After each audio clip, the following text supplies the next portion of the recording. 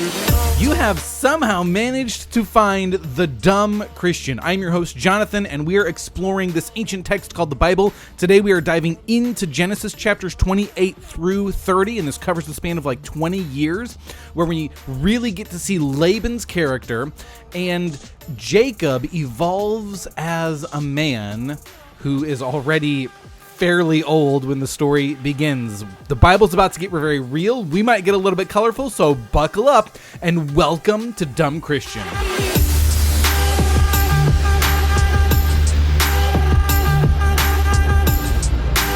Jacob just tricked his father, Isaac, into giving him the family blessing instead of Esau, his twin brother. Esau is pissed, furious, vows, says, once our dad dies, I'm going to kill my brother. Rebecca, their mother, overhears, learns about this, and says, I have to separate Jacob from his brother Esau in hopes that Esau's temper will cool down. I don't want him murdering my son. She goes to Isaac and says, let's send our son Jacob back to my family, which is a good couple days' journey away, to find for himself a wife.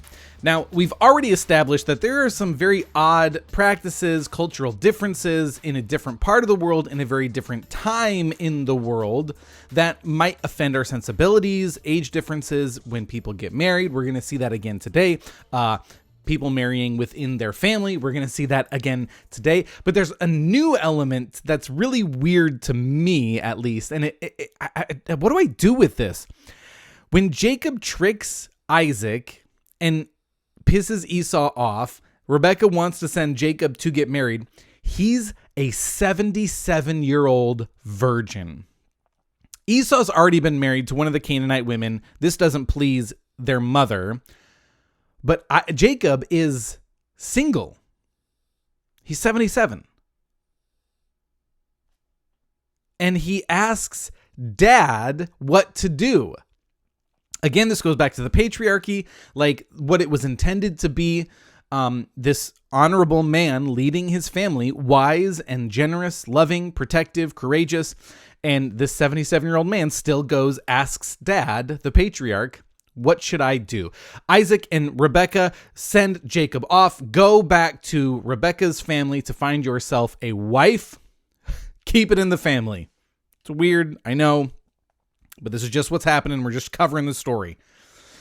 Okay, I don't know if Jacob has any gifts to bring with himself. The Bible doesn't tell us. As far as I can find, Midrash doesn't have anything to say about that, except that Jacob went by himself. So he's traveling, and he gets about halfway to his destination, and it is nighttime. The sun is starting to set, and he's like, well, I got to set up camp.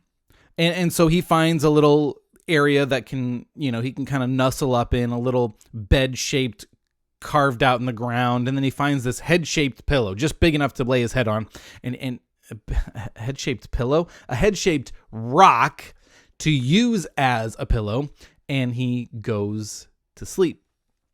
While he sleeps, he has a dream. And he dreams of this ladder that goes all the way up to heaven. At the top of the ladder is God.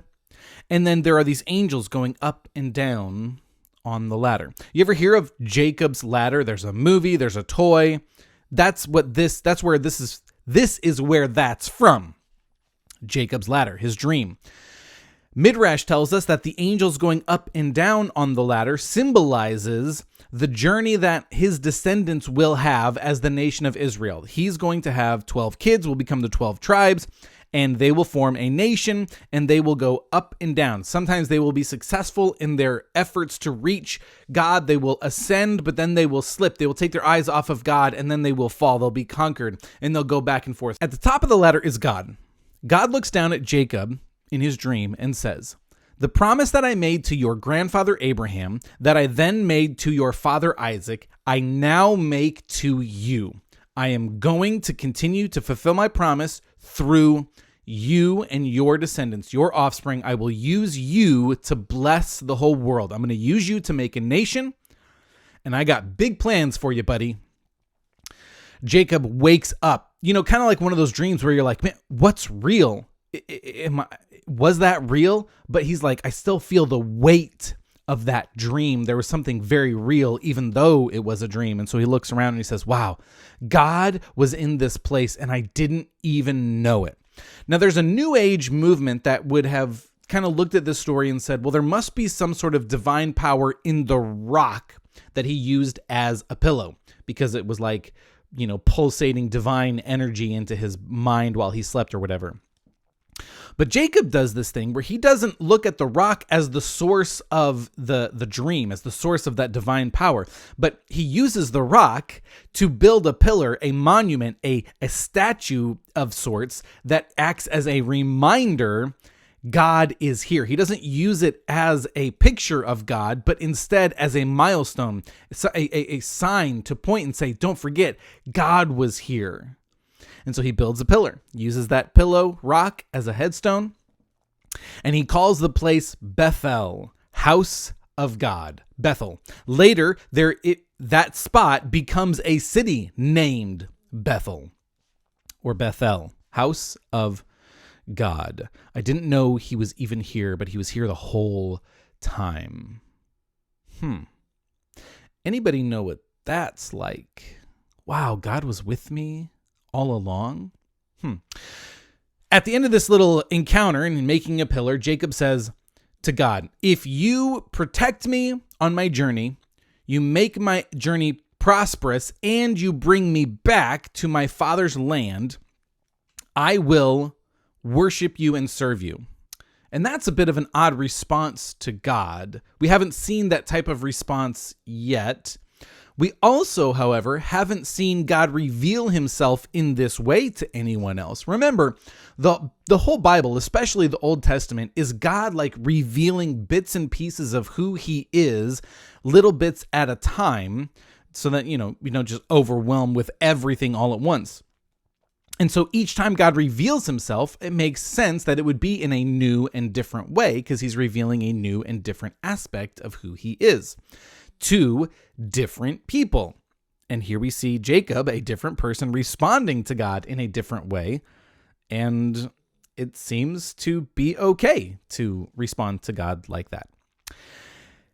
Jacob then finishes his journey, makes his way to the city where Laban, Rebekah's brother, lives, because that's where he's going. And we've met Laban before. This is the story where we're really going to see his true character unveiled. He shows up to the watering hole just outside of town, and there are these flocks that have gathered to water their sheep. And but they're just standing around, and Jacob asks the guys, hey, what's going on? What are you guys doing? And they say, well, we can't water our sheep until the stone is removed from the top of the well, and we can't remove the stone until everyone gets here, because it's a big stone. We all got to do it together. Teamwork makes the dream work. But then he sees this shepherdess girl approach the well, and he is struck with her beauty. Wow, she is smoking. And her name is Rachel. She's a shepherdess. And he goes up to her, how you doing? Oh, and you're my cousin? Hot dog! I came here to find a wife from my family. You seem to fit the bill perfectly. Remember, this is weird, but Jacob is 77. Midrash tells us Rachel's 15, 16. By the way, the Bible doesn't tell us how old Jacob is. We kind of have to do some backwards math from later in the Bible, and Midrash kind of tells us. So best guess, Jacob is 77 at this time. She finds out, you're my cousin, takes him back to Laban, her father. Dad, this is your sister's son. What? Really? What are you doing here, man? Well, I kind of pissed off my brother. He wants to kill me, so Mom thought I should come hang out here for a while, and I should also find a wife. So I'm going to be here for a little bit. Laban says, well, if you're going to be here, we might as well set you up with a bed, a room, and a job. You want a job? What should your wages be? And he thinks for a second, But man, Rachel just keeps catching his eye. And he says, I'll tell you what, I'll work for you to pay off whatever dowry it would cost for me to marry Rachel. Laban has been in this situation before. Remember, when Eliezer came to get Rebekah, his sister, to marry Isaac, he started to devise this. How can we get the most out of this situation? How can I milk this guy dry? And so he says, okay, I'll tell you what. And he sets in motion this devious plan. He says, I'll tell you what, you work for me for 7 years and I will let you marry my daughter. And Jacob says, all right, yeah, that sounds good to me. And so this 77-year-old virgin sets to work for 7 years. But the Bible says that he loved Rachel so much that the 7 years went by in a blink of an eye. He loved her. 7 years are up. Jacob says, all right, it's time for me to marry your daughter. And Laban says, you're right. So he sets this big party, this festival, and decorations, and the party favors. What's the thing called when you give you put it on the tables for the guests and they can take them home? Is that a party favor? Whatever that is. And he gets all the stuff set up, and here comes the bride veiled in this colorful, ornate veil dress. Beautiful. Oh, it's incredible. And the party is about to get real nice. It's going to be lit AF. And the drinks are flowing. Here comes Jacob's new wife down the aisle. Veiled, he can't see her, but he is so excited to be with her. Drinks go around. After the ceremony, Jacob takes his new wife into the tent. They do the Humpty Dump. And in the morning, behold, it was Leah, not Rachel. Jacob rolls over. What the hell? This isn't what I thought I was getting into. He storms out of the tent. Laban, you bastard! Where the hell are you? You tricked me. Why did you do this to me? And if Jacob hasn't gotten a real good grasp of Laban's character, having worked for him for 7 years, he's starting to get a real good dose of it now. What the hell, man? And Laban says, oh, buddy, I'm so sorry. I thought you knew. In our culture, at this time in history, we don't marry off the younger daughter if the older daughter hasn't been married yet. So... yeah, I thought you knew, buddy. Sorry about that. Jacob's like, this is bullshit, man. We agreed that I would marry your daughter after working for 7 years. Laban says, yeah, all right, I'll tell you what. Finish your week of marriage party, because a wedding party lasts a week. Finish your week-long marriage party with Leah, and then I'll let you marry my daughter Rachel as well, if you promise to work for another 7 years. I have some choice words for Laban and for how I feel about Laban, but I really can't stand this guy.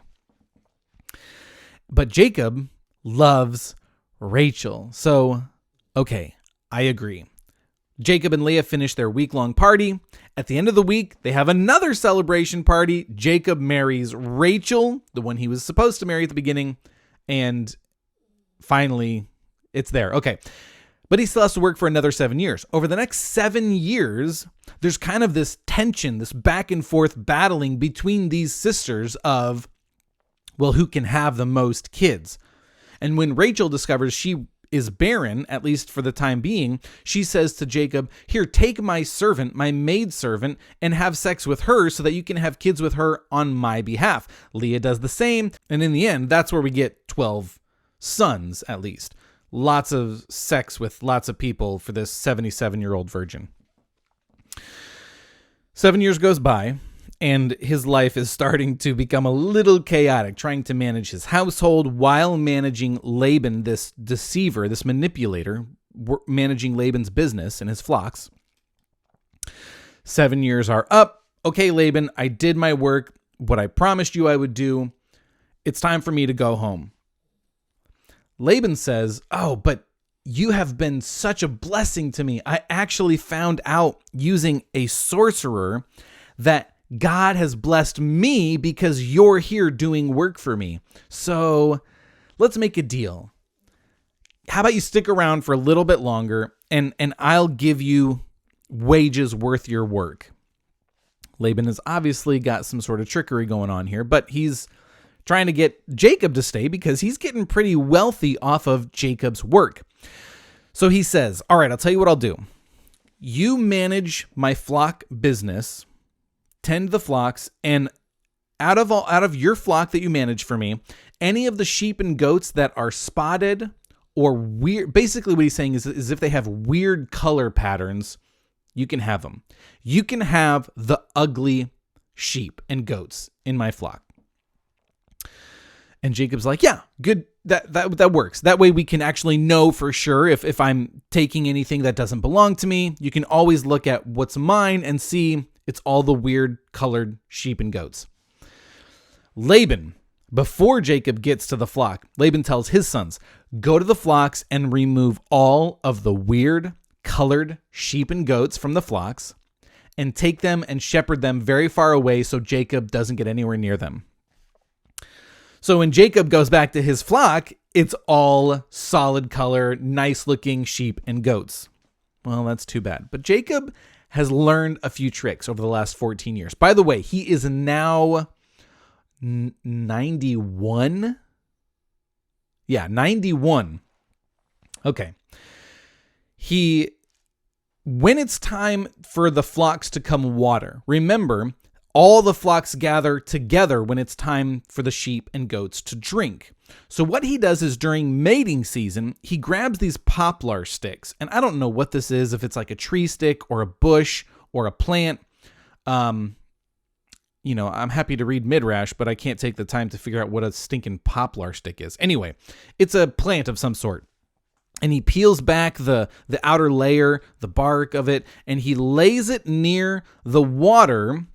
So when all the when all the sheep and goats come, what he does is he leads his females using this poplar stick. Hey, come eat this tasty treat. And he sets it down in front of a weird pattern color male while he's in heat. And so he got his sheep there and they have, they do sheep sexy things. And that's how Jacob begins to actually acquire for himself sheep that have weird color patterns. He's smart. He knows how to get that because by the time the watering is done, his sheep comes back to his flock and then that male sheep goes back to his flock. So he only has this opportunity when all the flocks get together and he starts to acquire for himself this very massive fortune. He's still making Laban wealthy and rich. But Laban's pissed off that Jacob is also getting rich off of this because God is blessing him because he is working hard and honorably.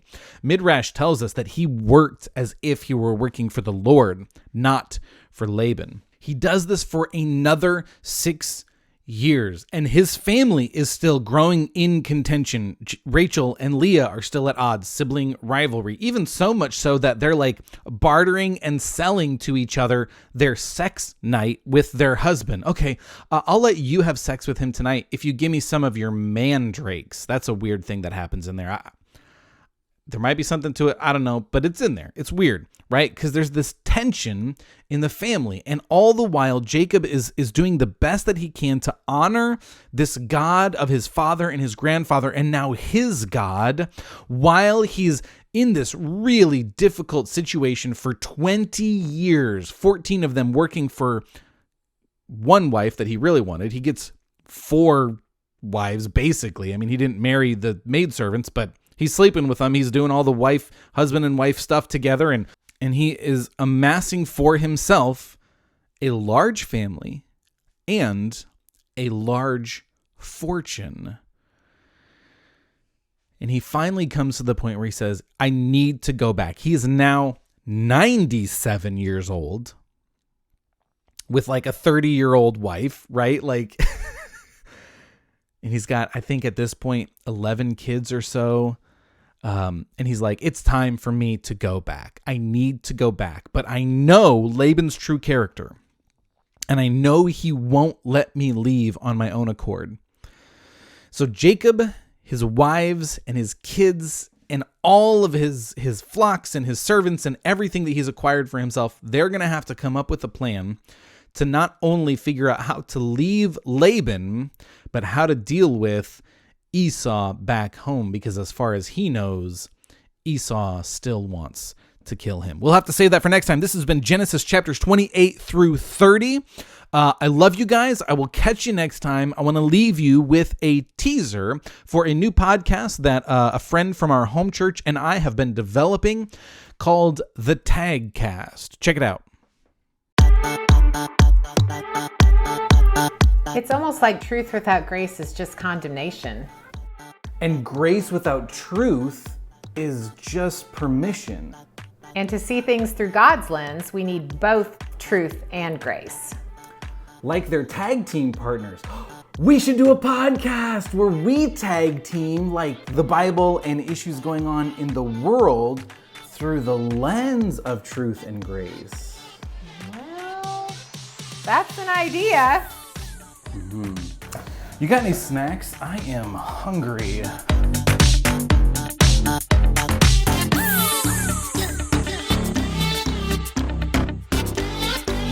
Oh, and we could call it the Tag Cast.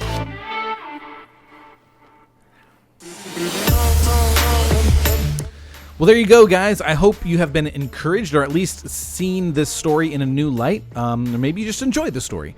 Check us out on YouTube, Dumb Christian Podcast. We have exclusive content. Hit subscribe, ring the bell so that you know when new content drops. Leave us a comment. Let us know what you'd like to hear more of. I love you guys. I'll catch you later.